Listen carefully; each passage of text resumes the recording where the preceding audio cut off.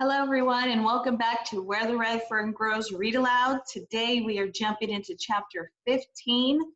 Last week, we read Chapter 14. Billy, his grandfather, and dad are about to leave to the hunting championship game. Grandma has just came out, said her farewells, and now they're off. They're about to be off to this game. A new experience for Billy, grandfather, and dad. They've never experienced anything like this, so I'm excited to see what Chapter 15 has for us today. All right, so again, we are reading Chapter 15 of Where the Red Fern Grows. Here we go. Over a dim, rocky road in the northeasterly direction, our buggy moved on.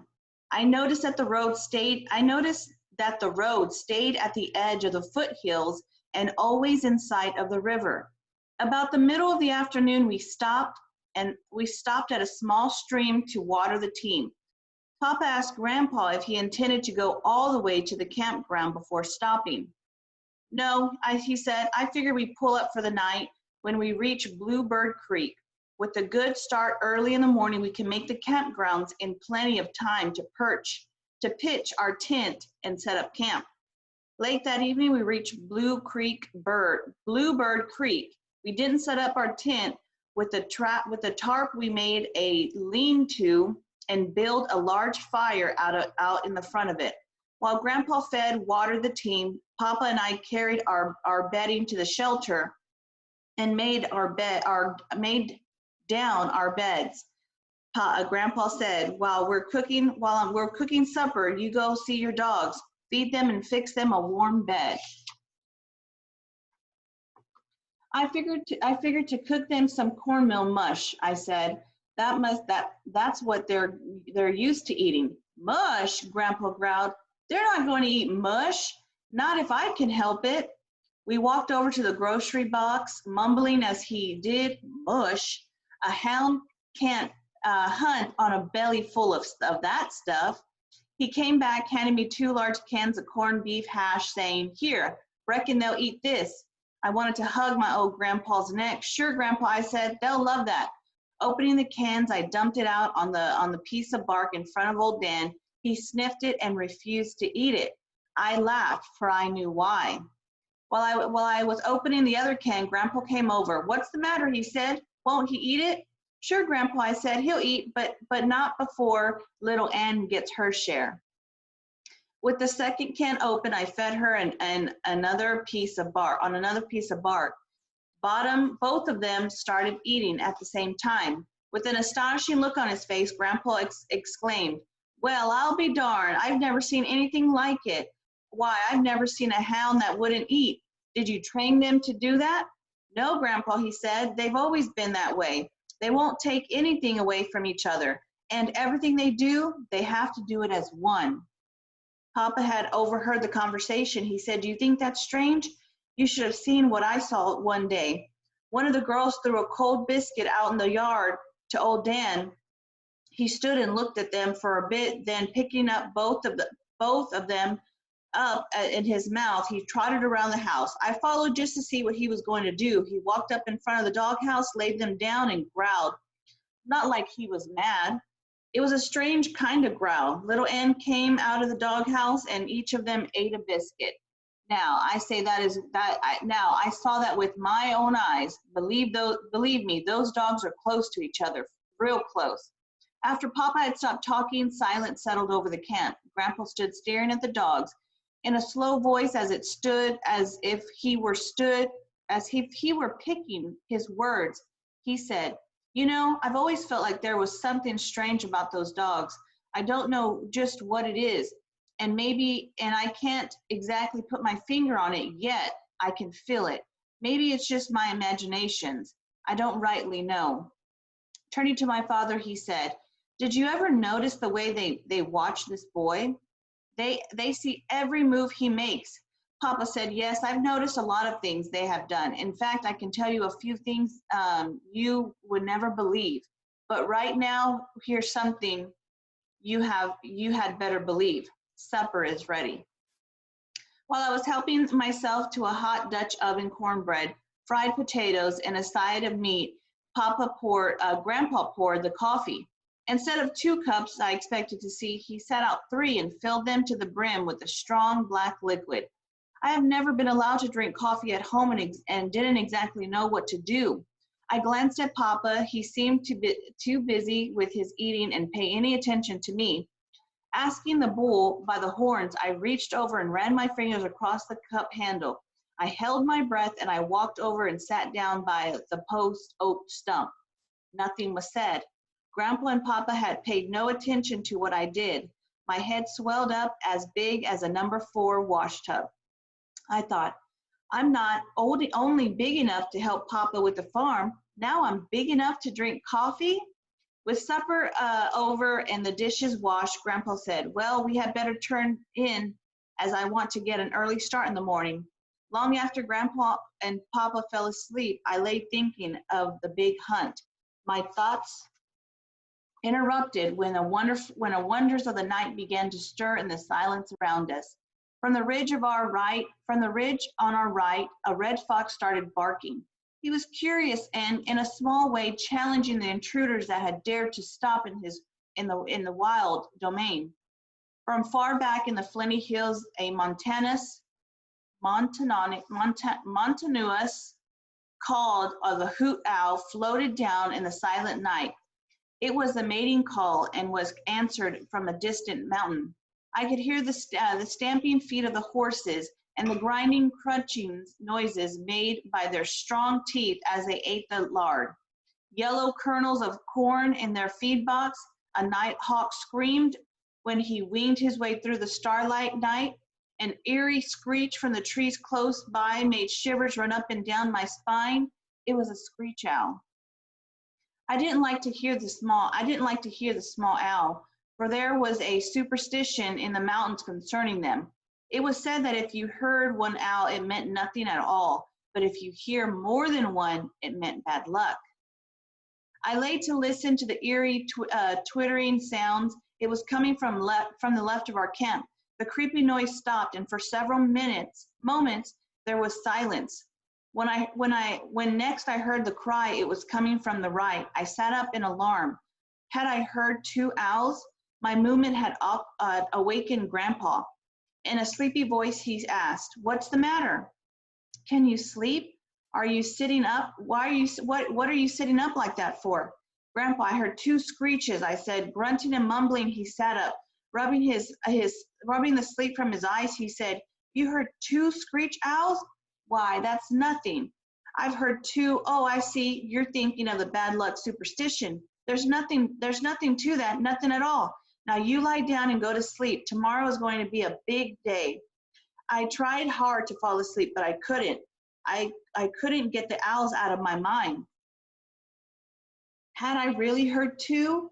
Were we going to have bad luck? Surely nothing bad could happen, not on such a wonderful hunt. I found peace in mind by telling myself the owls had changed trees. Yes, that was it. It had simply flown out of one tree to another. The next morning, while having breakfast, Grandpa started kidding me about the screeching owl. "I wish you would have caught one of those owls last night," he said. "We could have boiled him in our coffee pot. I've heard there was nothing like a strong hoot owl coffee." "It wasn't a hoot owl coffee," I said. "It was a screech owl. I don't know for sure if I heard 1 or 2. It could have been just 1." Pointing to the small red oak, I said, "I think at first I heard him, then him over there. Then the next time it was over in the distance. Maybe he changed trees. I sure hope so."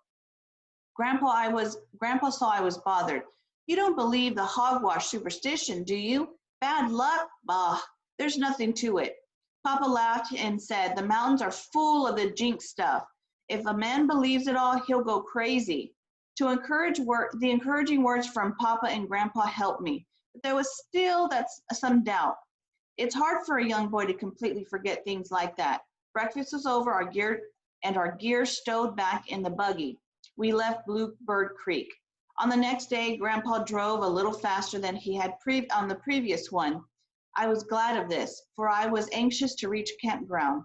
About noon, he stopped the team. I heard him ask Papa, Is that Black Fox Hollow? No, Papa said. This is Waterfall. Black Fox is the next one. Over. Why?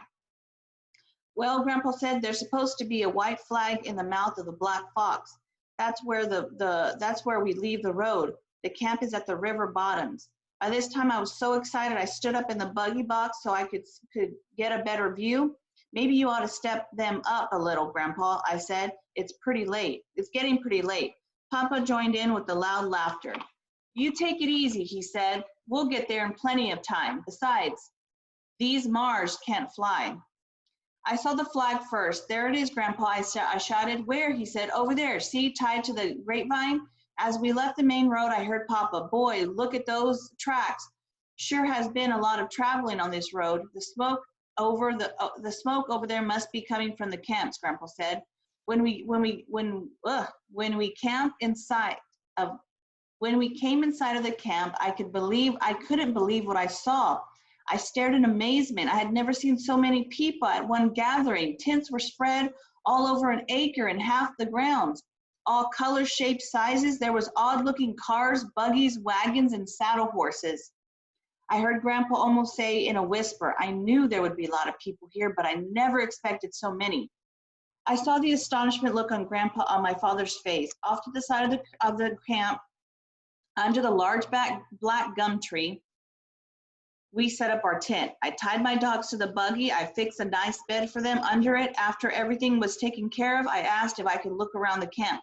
Sure, Grandpa said, go any place you want to go, only don't get in anyone's way.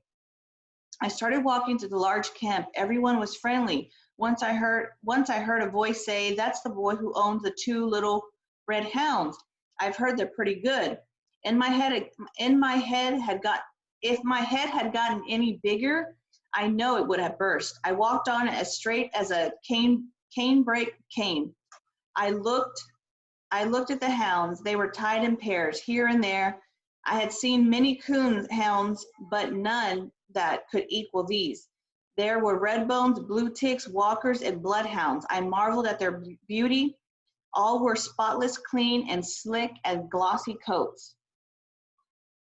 I saw the beautiful leather leashes had brass-studded collars. I thought of my dogs. They were tied to a small cotton rope, had collars made of old check-lined leather. As I passed from one set of the dogs to another, I couldn't help but wonder if I had a chance to win. I knew that if my veins, that the hounds flowed the purest of bloodeth blood. No finer coon hound could be found anywhere. They came from the Smoky Mountains of Tennessee, the Bayou country of Louisiana, and the Red River bottoms of Texas, and the flinty hills of the Ozark.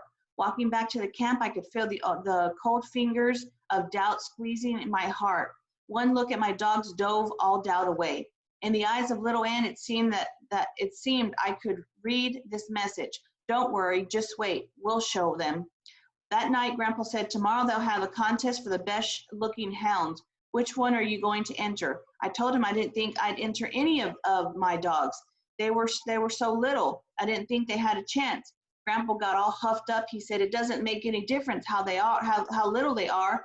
They're coon hounds, aren't they? I asked him if he had seen any other hounds. He said, yes, I've seen them all. Sure, they're big and good dogs too, but it makes no difference. I didn't care if your dogs are bigger are no bigger than a snuff can. They still have a chance. Now, which one are you going to enter? I couldn't decide, I said. I'll think it over tonight and I'll let you know tomorrow. The next morning when I stepped out of the tent, I saw saw men everywhere. They were combing and brushing their dogs, getting them pure for the beauty contest. Beautiful combs and brushes were used to brush expensive oils into their glossy hair. Going over to my dogs, I stood and looked at them. I started to untie old Dan, but taking a closer look at him, I could see he could never win a beauty contest. His face and ears were a mess of old scars from the many fights with tough old coons and bobcats. I held his head in my hands and felt sorry for him, but loved him that much more. I looked little Ann over and couldn't see any scars. I laughed because I knew why. She was too smart and walked right up in the face of fight. She would wait until old Dan took hold and then dart in.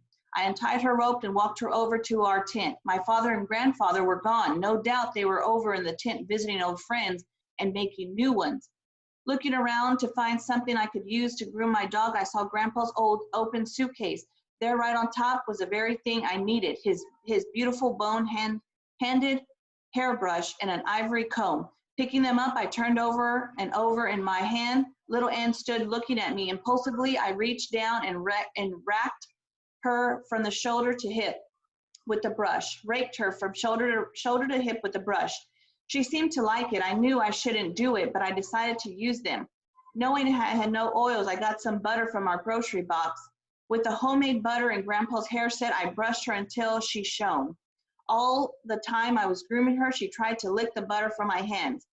The job completed, I stepped back and inspected. I was surprised at the change.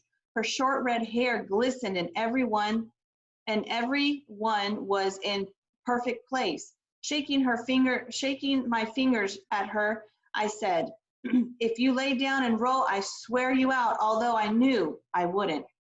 Hearing a lot of movement outside, I looked out. Men were setting their dogs on a long table which had been built in the center of the campground. Leading little Ann to it, I picked her up and set her on the table too.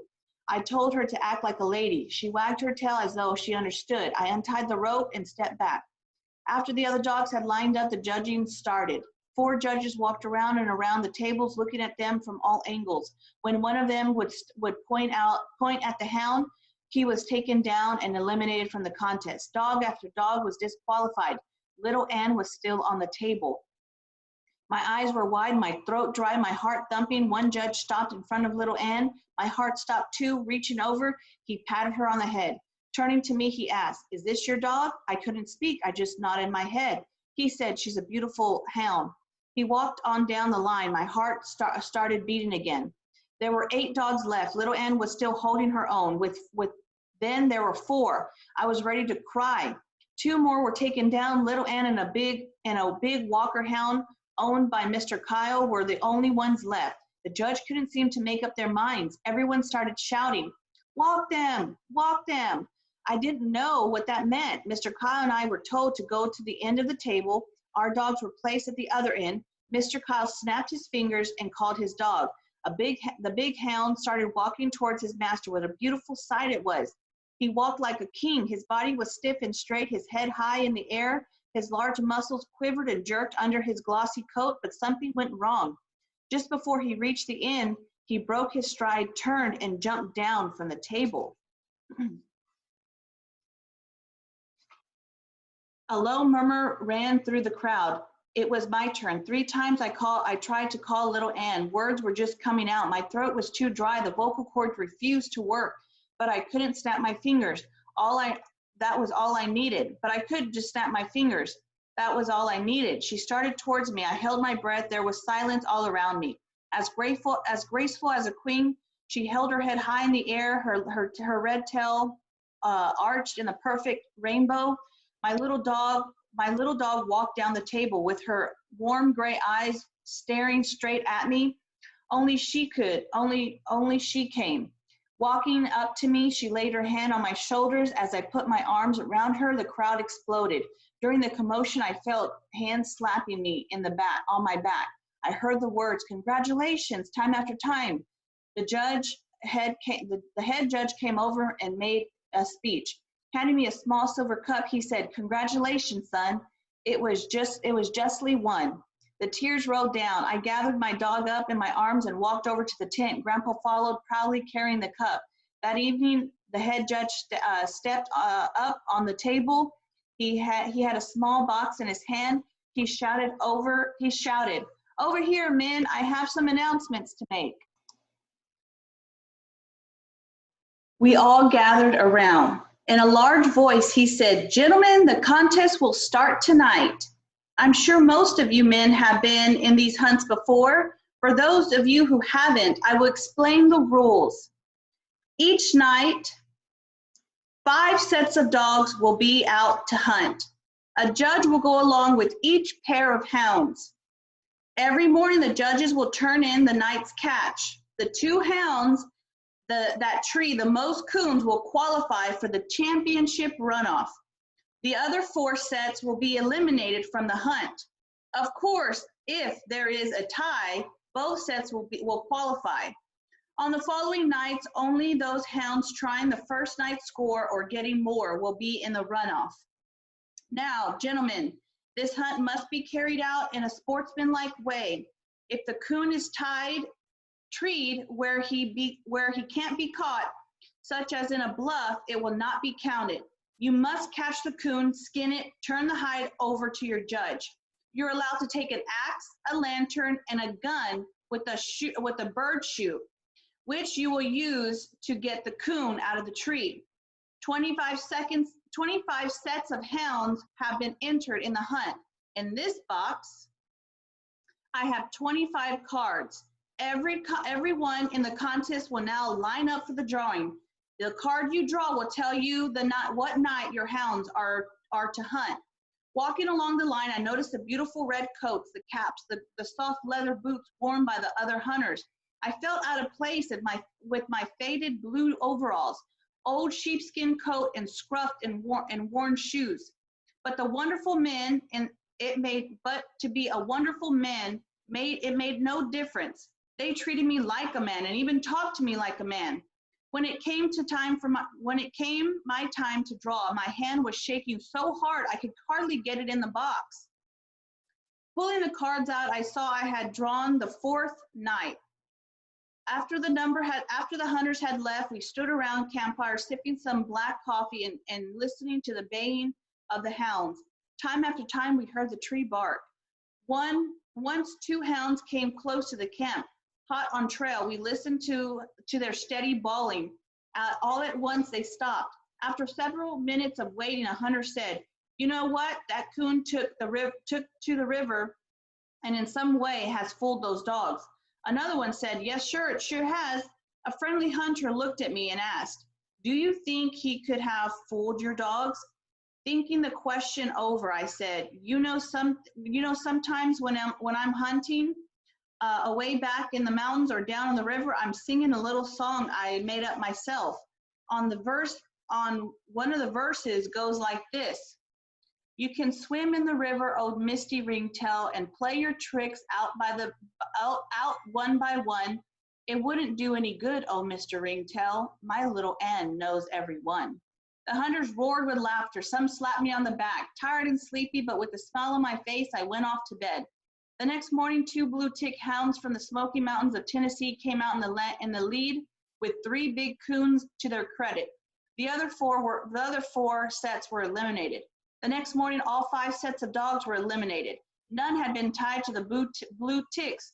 Although 2 sets have gotten big coons, and one of these had treed the third one in a bluff. That day, while we were eating, my grandfather asked me if my dogs had ever treed 3 coons in one night.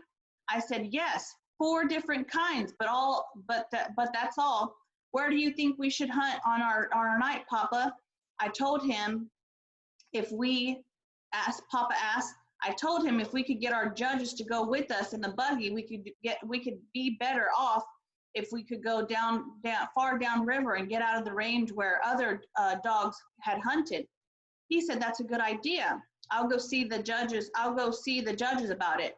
While I was washing the dishes, Grandpa said, "I think I'll shave. I've left the tent. I shouldn't left the tent then, but I wasn't done with my dishwashing." With a pin, Grandpa hung a small mirror on the tent wall. After much snorting, mumbling, and screwing of his face this way and that, the job was completed. Dabbing a little water on his iron gray face, gray hair, he reached for his brush and comb. From the corner of my eyes, I watched him. I tried to clean the beautiful brush, but hadn't been able to get all the short red hair from it. With 2 fingers, Grandpa pulled some of the hair with the bristles. Holding it in front of him, he looked it over carefully. Then bending over close to the mirror, peeking over his glasses, he inspected his head. Straightening up, he looked at the brush again. Turning around quickly, he looked straight at me and said, "Say, young." Not waiting for anything more, I scooted for the door. Crawling under the buggy, I lay down between my dog. I knew he wouldn't be mad at me, but it would be the best to stay away for a while. The third night, the blue ticks were tied with 2 black and tan hounds from the Bayou County country of Louisiana. All that day, I was restless. I prowled through the camp. Every little while, I would go and see old Dan and little Ann were. Once I took 2 weenies from the groceries. I heated them and gave them to my dogs for a treat. Old Dan swallowed his down in one gulp and looked at me as if to say, "Is that all?" Little Ann ate hers in a ladylike way. I could have sworn I saw a small grin on her face. Grandpa was hopping around like a grasshopper, going here and there. Once passing a tent, I heard his voice. I knew he was bragging about my dogs. I smiled to myself. Another hunter stopped me and asked, "Is it true that your hounds have treed 6 coons in one night? 3 up in one tree and that old man just blowing off steam?